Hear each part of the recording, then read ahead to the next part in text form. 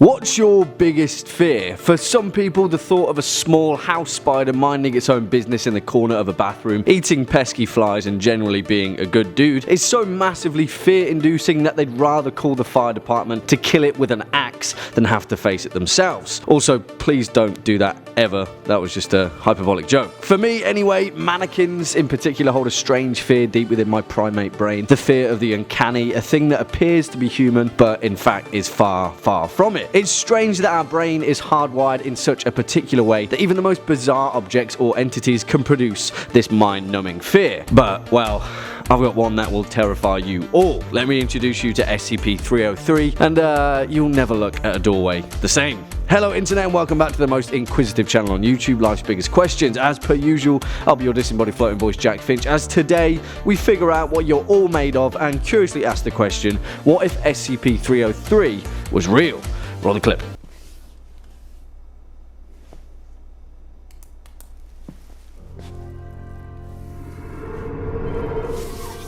Now, I'm not in the nature of making you dear listeners completely paralysed by fear the next time you try and step through a mysteriously dark doorway, but I'm afraid it may be innately transient over the next 7 or so minutes. Besides, it's a fear that already exists in us all anyway, although you may have not yet realised it. Have you ever been walking through an empty corridor late in the evening and you're about to step through the next set of doors, but suddenly you get a strange and abrupt feeling instantly as you step through the threshold? What if there's somebody waiting up ahead, hidden in the door's blind spot? What if someone is just waiting to peek their head through the small porthole? What if something is through there waiting in the shadows? Wow, what if that someone was actually an anomalous entity, an apex predator of fear, whose sole purpose was to make sure you never step through his door ever again? Or her door. It's kind of complicated. I'll explain momentarily. As the record states, SCP-303 is an Euclid-class anomalous entity, which witnesses describe as a nude, sexless, emaciated humanoid figure with reddish-brown skin. Instead of normal facial features, its head is entirely made up of an extremely large mouth, which bears a set of oversized human teeth. It's not quite right, is it? Not only that though, but SCP-303 continually vocalizes a wheezing noise, loud enough to be heard from the other side of most solid doors, like an even more nightmarish version of Muriel Finster. Ew. All individuals who have had an encounter with SCP-303 are completely capable of describing it in full, including individuals who have not physically seen any part of it. Weird.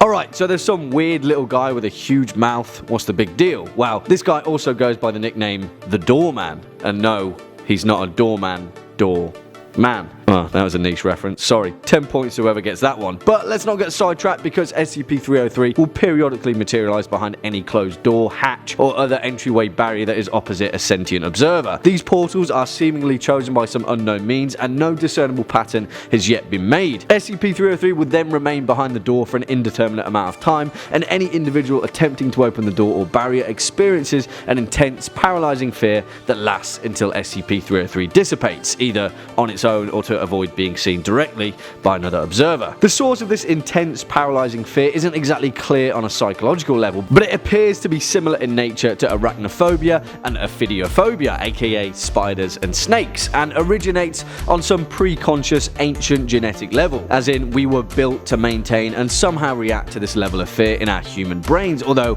it isn't exactly clear why. Strangely enough though, an analysis has also indicated that SCP-303 is not, in fact, purposefully inducing fear in the affected individuals. It just kind of is terrifying by proxy, although perhaps doesn't necessarily mean to be. Poor guy. Maybe, I don't know. I wouldn't want to risk it, really. Let's not give 303 the benefit of the doubt just yet. Because here's the most terrifying part. SCP-303 doesn't allow itself to come into direct visual contact with any observer and has never allowed any one individual to view more than 10% of its given form. When the door or other entryway barrier is partially or completely transparent, 303 will materialize in an orientation that leaves 10% or less of its body visible, or cause effects of fog or frost on the transparent surface to achieve the same effect. Which is, I don't know, know about you, but the literal personification of fear of the unknown. What the hell is this thing? I don't want to go through that door. Several tests that the Foundation have undertaken have even detailed D-Class personnel who are willing to straight up murder their cellmates than go through the same door that SCP-303 has affected. There aren't many more options left, really. Doors are quickly becoming a huge problem in this hypothetical scenario. And that would appear to be the simple solution, right? If SCP-303 was real, we should just shift our infrastructure and construction industry to not include doors. But do you realize how ridiculous that would be? Do you realize how important doors are? We can't just blanket ban doors for the sake of one anomalous, terrifying entity. How would we prevent fires from spreading? How would we keep people out of our homes? What would we politely hold open to be a generally decent member of society? No, doors stay. We're not giving them up. We won't negotiate with SCP-303. So, what's the answer? Well, I think I may just have it. Will you handle this on security station deck 9? Aye, sir. Sensors are configured. Well, alright, we might have a few kinks to work out, but yeah. Star Trek doors. Sleek, stylish, non-transparent, automatic, controlled by a fully sentient AI that is constantly aware of any creatures on the other side of the door with malintent. SCP-303 wouldn't know what had hit him.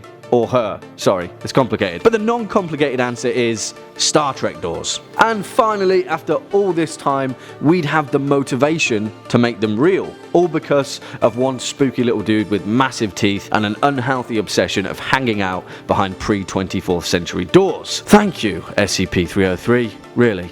Thank you. Well, what do you guys think? Let us know your thoughts in the comment section down below. Before we depart though, let's read out some of your more creative comments from our previous SCP video. Kiki Zanzov says, by researcher you mean a D-Class, the guys in the orange suits, the testing subjects of researchers. Don't you just hate when someone makes a video on something he barely knows? Wow, Kiki, listen up. Your assumption there is based solely on the pictographic information of SCP-2521, but when an entity is discovered, it first needs to be notarized by a Foundation researcher, and then it's tested on D-Class personnel. In the context of Bruce's story, he was first discovered before tests were conducted on his anomalous nature. Also, sorry buddy, but you spelled barely wrong. Grizzly. Thanks for the comment though. Well, on that passive aggressive note, cheers for sticking around all the way until the end. If you're a fan of this video, make sure to hit that thumbs up button as well as that subscribe bell, and I'll be seeing you in the next one. As per usual, you've been watching Life's Biggest Questions. I've been your disembodied floating voice, Jack Finch, and until next time, you take it easy.